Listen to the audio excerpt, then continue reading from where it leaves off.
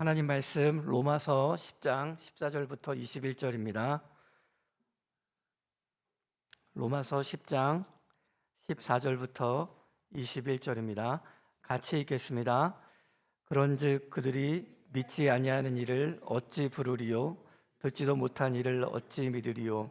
전파하는 자가 없이 어찌 들으리요? 보내심을 받지 아니하였으면 어찌 전파하리요? 기록된 바 아름답도다 좋은 소식을 전하는 자의 발이여 함과 같으니라. 그러나 그들이 다 복음을 순종하지 아니하였도다. 이사야가 이르되 주여 우리가 전한 것을 누가 믿었나이까 하였으니 그러므로 믿음은 들음에서 나며 들음은 그리스도의 말씀으로 말미암았느니라. 그러나 내가 말하노니 그들이 듣지 아니하였느냐? 그렇지 아니하니 그 소리가 온 땅에 퍼졌고 그 말씀이 땅 끝까지 이르렀도다 하였느니라. 그러나 내가 말하노니 이스라엘이 알지 못하였느냐?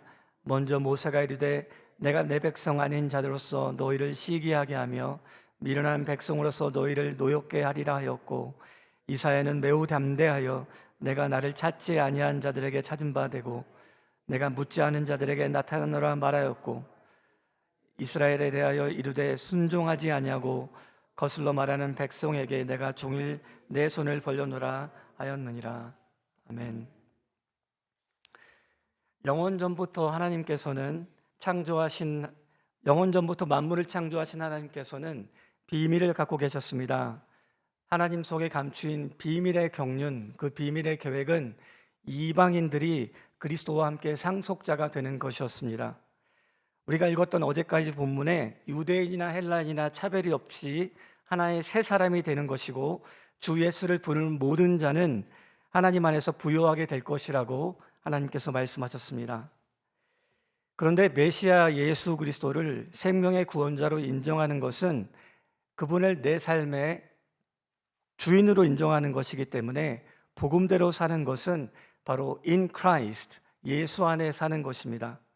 예수 안에 사는 것은 순종하는 것을 요구하기 때문에 예수 믿는 것은 성령의 능력으로, 성령의 인도하심으로 우리가 그 말씀을 따라 살아야 할 수 있습니다. 누군가 복음을 전하지 않으면 예수를 믿을 수 없었습니다. 복음이 전파될 수도 없었고, 또 복음을 전하지 않았으면 여러분에게 그리스도의 말씀이 들어올 수 없었습니다. 우리 조선 땅에도 그리스도를 믿을 수 있는 것은 선교사들이 이 땅에 들어와서 복음을 전했기 때문입니다. 경상남도 진주에 호주 선교사들이 들어왔습니다. 특별히 라이얼이라고 하는 선교사는 백정들을 찾아가서 복음을 전했습니다. 백정들은 당시 조선 사회에서 가장 천한 천민에 해당하는 사람들이었습니다. 돈이 있어도 집을 살 수 없었고, 비단 옷을 입을 수도 없었고, 어린아이들에게 존댓말을 해야 했고, 상투도 틀 수 없었고, 중인들이 걸어갈 때 자기 발바닥을 보이면 안 됐기 때문에 구부려서 손으로 발바닥을 가리면서 지나가야 했었습니다. 그랬던 그들에게 선교사가 가서 복음을 전했습니다. 예수님께서는 사람을 차별하지 않는다. 당신들은 하나님의 자녀가 될 수 있다. 이 복음을 듣는 사람들이 모여서 백정들의 공동체가 만들어졌습니다. 그런데 선교사가 가만히 생각하니까 하나님 말씀을 믿는 자들에게 서로 나누어져서 계급을 두는 것은 옳지 않다라고 생각하여 주일 예배 때 백정들을 초대했습니다. 당시에 진주 그 교회에는 300명의 성도가 있었는데 200명가량이 이 천민 백정이 들어오자 200명이 교회를 떠났습니다. 예배를 들은 지 4주년이 되는 그때에 교회는 쪼개지게 되었습니다. 하나님 앞에서는 차별이 없다. 사람을 기쁘게 하는 것보다 하나님을 기쁘게 하는 것이 맞다. 이렇게 얘기했던 선교사의 가르침에 교회는 쪼개지게 되었습니다. 당시에 여성 선교사 2분이 양측을 오가며 설득하였고, 결과 백정들이 7월 25일 자신들의 예배처로 돌아갔고, 양반들이 교회로 돌아와 비로소 예배가 드려졌습니다. 그런데 극적인 반전이 일어났습니다. 떠났던 교인들이 백정들의 자기들의 체면을 세워준 것을 고마워하며 4일 만에 회의를 열어 백정들과 함께 예배를 드리는 것이 합당하다 결정하였고, 1909년 8월 1일 날 역사적인 백정과 양반의 동석 예배가 열렸습니다. 이 조선일보에 난 기사는 우리에게 하나님의 말씀이 차별이 없고 말씀이 들어가면 변화가 일어난다는 것을 보여주는 기사였습니다. 복음 전도의 긴급성을 설명하기 위해 전파하는 자가 없으면 듣지 못하고 듣지 못하면 믿을 수 없고 믿을 수 없으면 구원에 이르지 못한다는 논리를 사도 바울은 피고 있습니다. 저희가 이제 2주 후에 커맨시 데이를 하게 되는데 이 복음 전도를 위해 기도하고 있는데 이 복음 전도의 열매가 이렇게 나타나기를 간절히 소망합니다. 스펄전 목사님이 이렇게 얘기했습니다. 만약 개인의 기쁨을 추구하는 자를 이기적인 자라 정의한다면 나는 세상 어떤 누구보다 이기적인 자가 되겠다.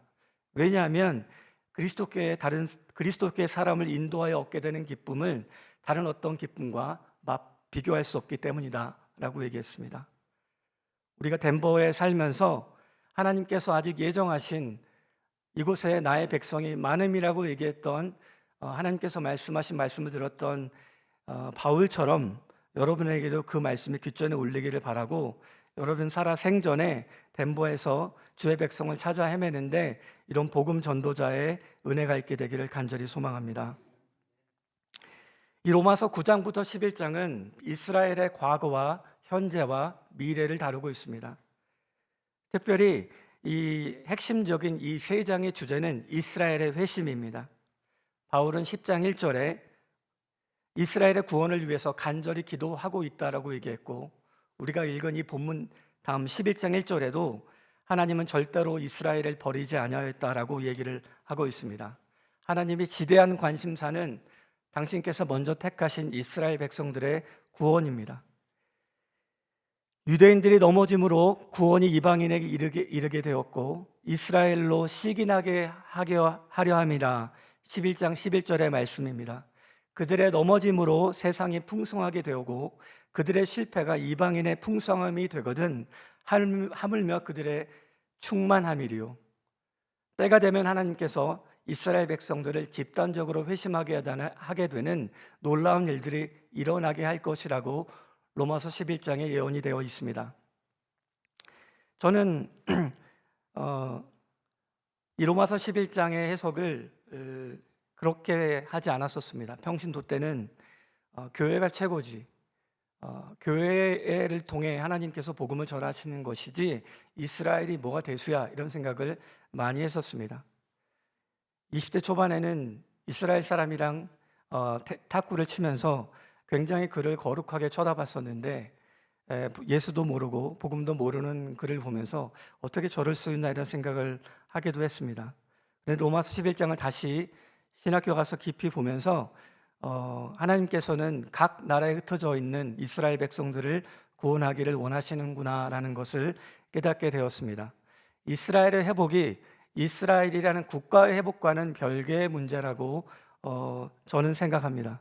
그래서 국가 이스라엘이 저지르고 있는 많은 정치적인 행동이 마치 하나님의 함께하시 동행하시는 결과라고 주장하는 몇몇 미국 내 그리스도인이나 세대주의적 복음을 전하는 사람들의 이 논리는 저희가 지금 믿고 있는 개혁주의에서 믿고 있는 성경적 해석과는 차이가 큰 것 같습니다. 16절에 그들이 다 복음을 믿지 아니하였다. 복음을 들었는데 다 순종하지 않았습니다.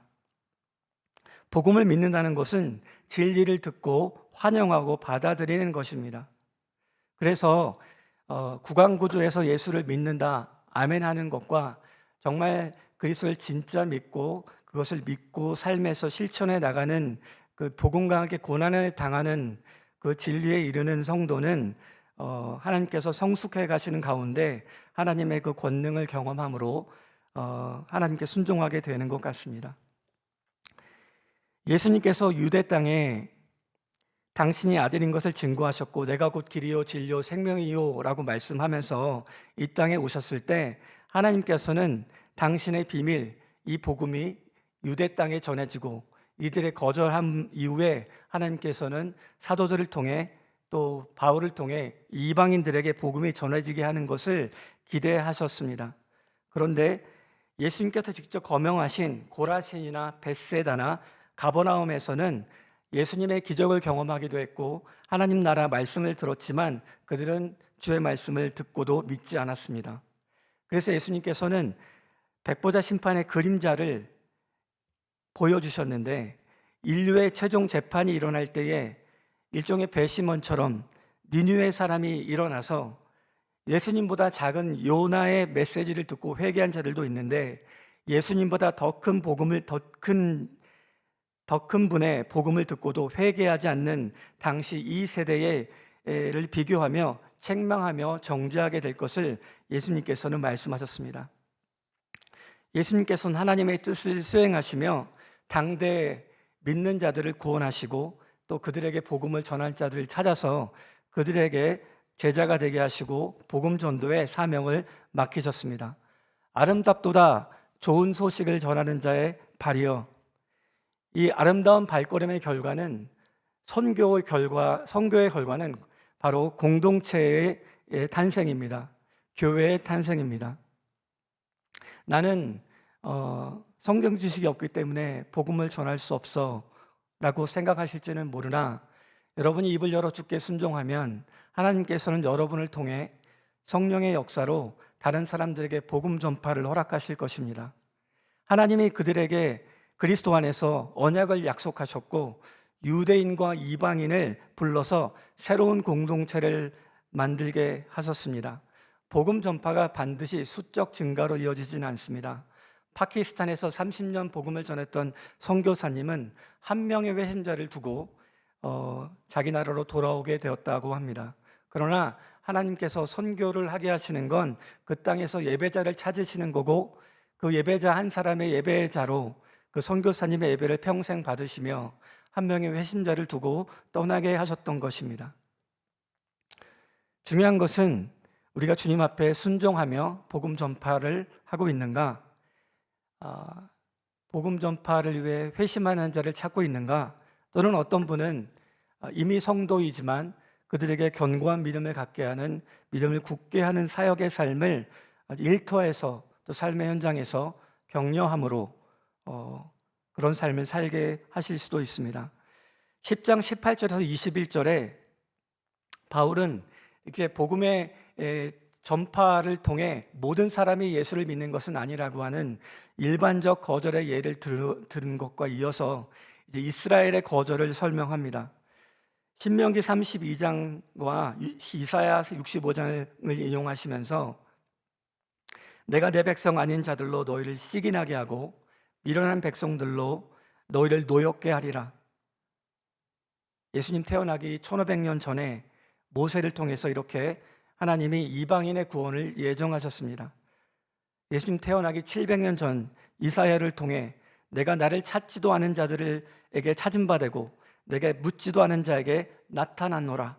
순종하지도 않고 거슬러 말하는 백성에게 내가 종일 손을 벌려노라 얘기하고 있습니다.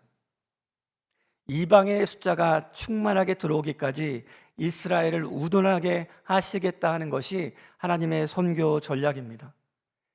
하나님의 비밀은 이방인이 하나님의 구원의 사역에 동참하고 그리스도와 함께 그분의 상속자가 되는 것이라고 이 에베소서 말씀에 기록이 되어 있는데, 로마서 말씀처럼 하나님께서는 이스라엘을 우둔하게 하셔서 이방인들에게 자비를 베풀어 주는 것입니다. 이방인은 유대인의 구원의 사역에 하나님의 은혜로 편승하게 된 것입니다. 얼마나 놀랍고 놀라운 일이겠습니까? 그러므로 로마서 11장 마지막에 바울은 깊도다 하나님의 지혜와 지식에 부요하며, 하나님은 이방인에게 사역을 설명하면서 유대인들에게 전한 복음이 바로 우리에게 전해졌다고 얘기하면서 우리는 하나님과 원수된 자였고 하나님의 긍휼을 입은 자라고 얘기를 하고 있습니다. 그러므로 생각하라. 너희는 그때에 육체로는 이방인이요 할례 받지 않은 무리라 칭함을 받은 자였고 그리스도 밖에 있었고 하나님 나라 밖의 사람이었고 약속의 언약에 대해서는 외인이었고 세상에서 소망이 없고 하나님이 없는 자들이었습니다.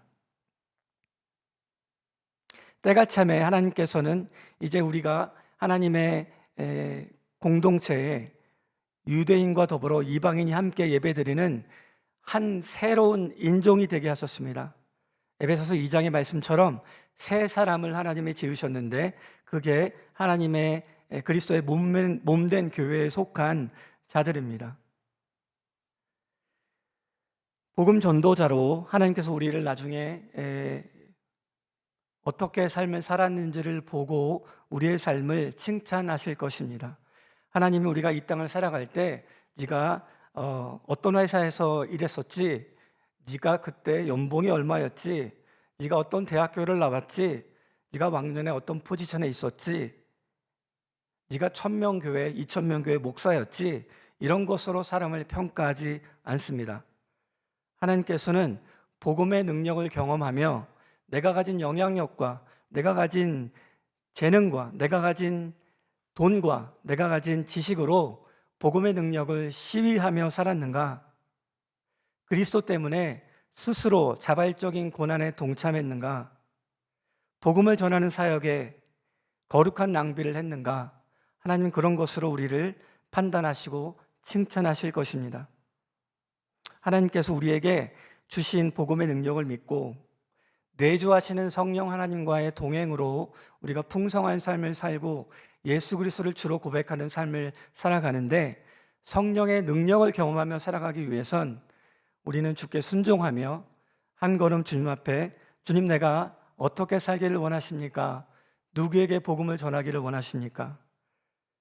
용기를 내어 자녀들에게도 아빠가 너를 사랑한다 문자도 보내고 음성도 남기고, 아빠의 소원이 있다면 네가 예수 믿고 하나님을 믿는 거야, 다시 신앙을 회복하기를 바란다, 이렇게 얘기를 함으로 여러분의 최선은 아마 그렇게 열매를 맺어질 것이라 생각합니다.